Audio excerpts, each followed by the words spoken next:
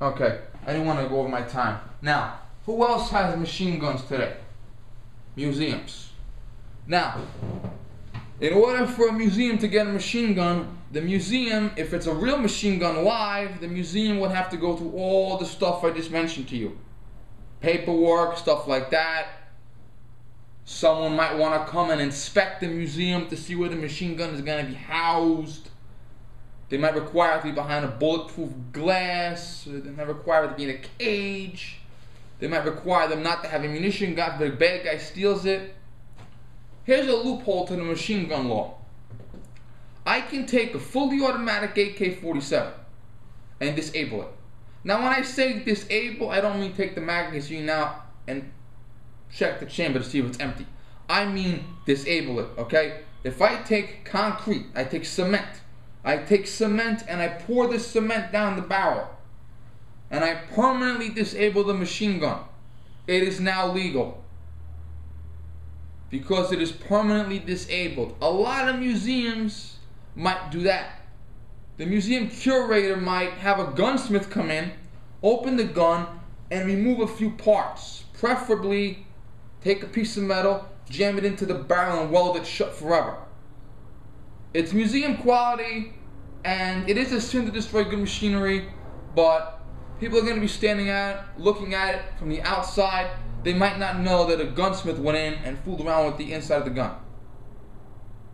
And that's a lot easier because there's less paperwork involved if the machine gun is disabled. You call in the gunsmith, he disables the machine gun, he signs off on it, he shows proof of it, and that's it. Also, who else can have a machine gun in this world, in this country? Gunsmiths, gun manufacturers. Now, gun manufacturers need a boatload of background investigation and licensing. They're making guns, they're moving them across state lines, they're moving them across federal lines in other countries. They need to have a lot of paperwork, a lot of licensing, a lot of background investigations, and they're heavily scrutinized. Guns are the most heavily regulated thing in this country. Worse than bombs, worse than medicine. Guns.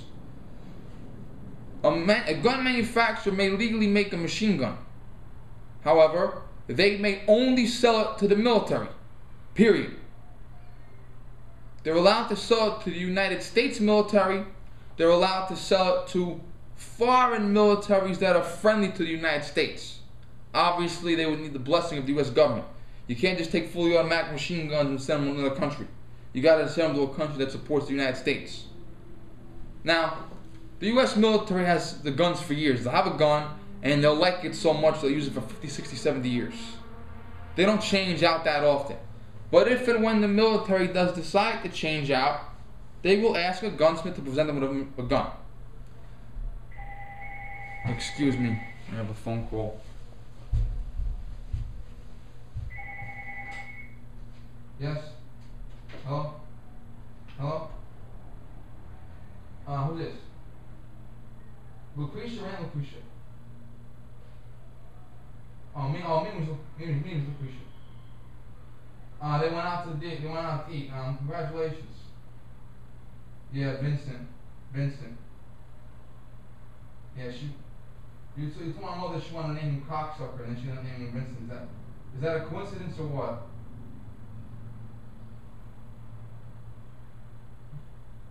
Oh, you want my grandma? Okay, you got my grandmother's. Okay, she's fine.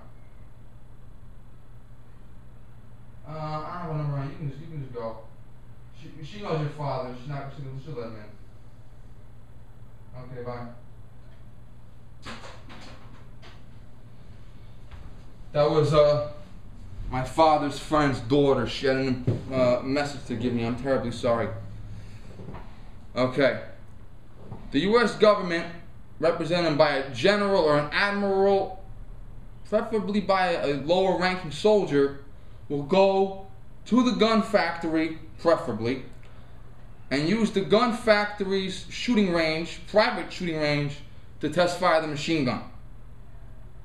Every once in a distant blue moon, the gun manufacturer comes to the military, but they would have to move the guns under security. They wouldn't just take a gun, put it in a suitcase, and get on a plane with it. I don't know how they move the guns to military bases, and even if I did, I wouldn't tell you because that's probably classified. So, that. And when the military decides to buy machine guns, they move them in a classified manner.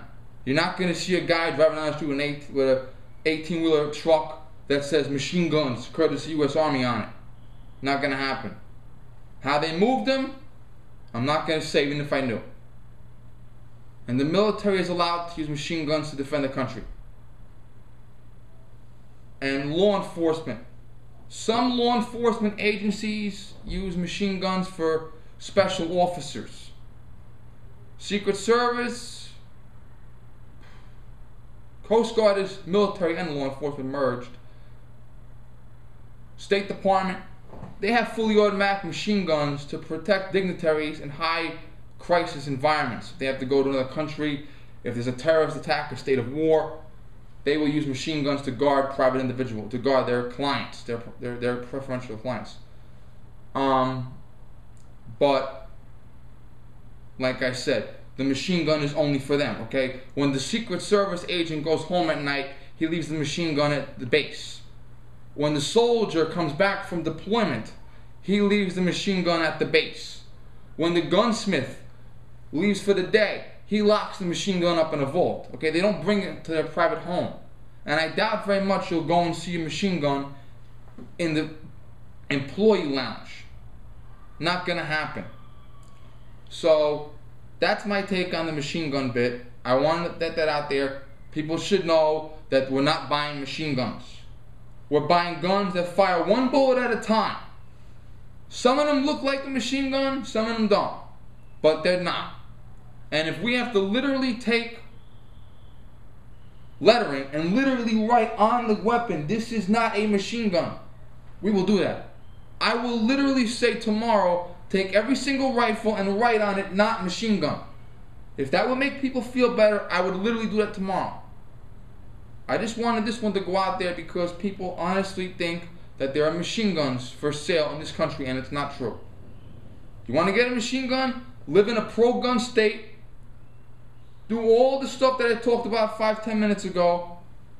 $10,000 later have a machine gun.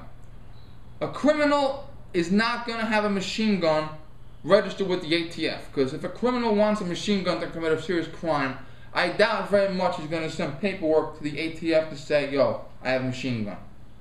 So I wanted to quell that fear. I'm going to move on to my next subject, so this video is at a close.